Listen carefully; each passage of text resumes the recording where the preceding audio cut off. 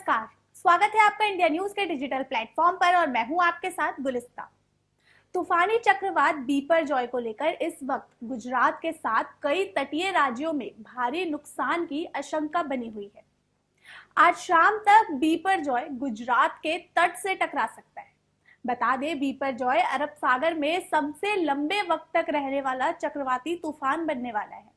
ये 6 जून को अरब सागर के ऊपर बना था और लगभग 8 दिनों से अस्तित्व में यानी कि बना हुआ है। वही लैंडफॉल बनाते वक्त भी ये कुछ दिनों तक प्रभावित रहा। आपको बता दें कि भारत मौसम विज्ञान विभाग के आंकड़ों के मुताबिक बिपरजॉय 1965 के बाद जून में पश्चिमी राज्य पर हमला करने वाला तीसरा चक्रवात है। इससे पहले सिर्फ 2 गंभीर चक्रवात गुजरात से होकर गुजरे थे। पहला चक्रवात था 1996 में और दूसरा 1998 में।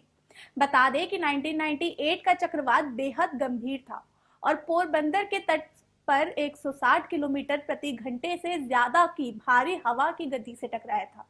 इसमें 1176 लोग मारे गए और हजारों लोग घायल हुए थे।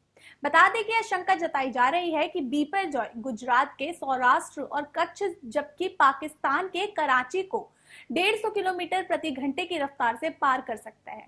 ये 25 साल के बाद जून में गुजरात के तट से टकराने वाला पहला चक्रवात है।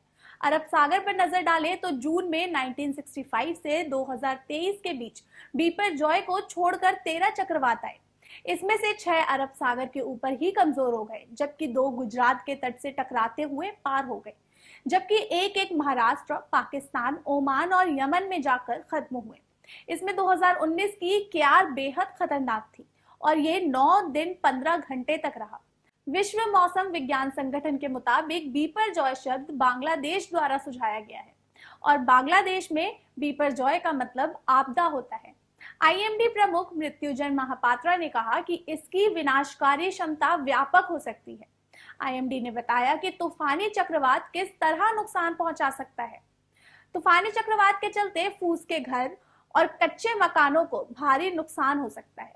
पक्के मकानों में भी कुछ नुकसान पहुंच सकता है और उड़ने वाली वस्तुओं से संभावित खतरा हो सकता है। और इसके साथ ही बिजली और संचार के खंभों को नुकसान पहुंच सकता है।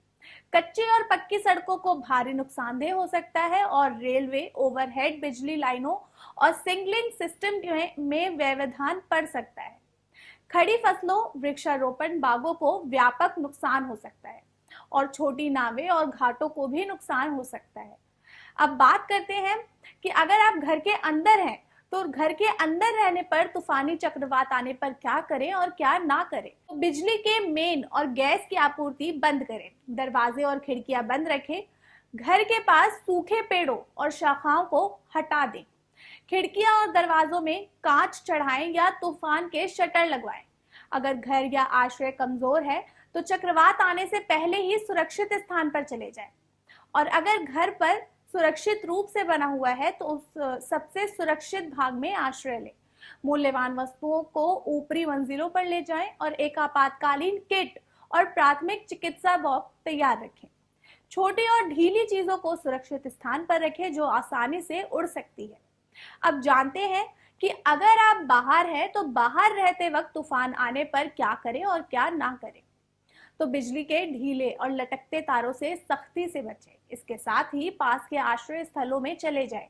आश्रयों में प्रभारी व्यक्तियों के निर्देशों का पालन करें और आश्रय गृह में तब तक रहें जब तक कि आपको घर लौटने की सूचना ना दी जाए। और अगर वाहन चलाना ही पड़े तो सावधानी से चलाएं। फिलहाल के लिए इतना ही और भी अपडेट्स के लिए जुड़े रहें इंडिया न्यूज के डिजिटल प्लेटफॉर्म के साथ। धन्यवाद।